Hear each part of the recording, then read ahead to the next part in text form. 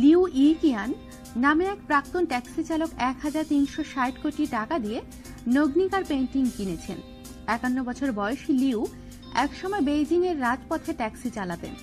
৮ ও ৯ এর দশকে স্টক মার্কেটে টাকা খাটিয়ে নিজেই নিজের কপাল ফেরান লিউ। বেশি দিন নয়, বছর দেড়েক আগে তিনি শিল্পী আমেদিও মোদিগ্লিয়ানের আঁকা এক নগ্নিকার ছবি কিনেছেন। বাংলাদেশি মুদ্রায় তার দাম পড়েছিল ১,৩৬০ কোটি টাকা। মনে করা হচ্ছে এই পেইন্টিং শোভা পাবে তার ব্যক্তিগত সংগ্রহশালায়।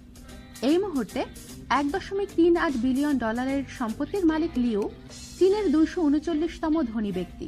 এর আগেও বহুমূল্যের জিনিস কিনেছেন তিনি।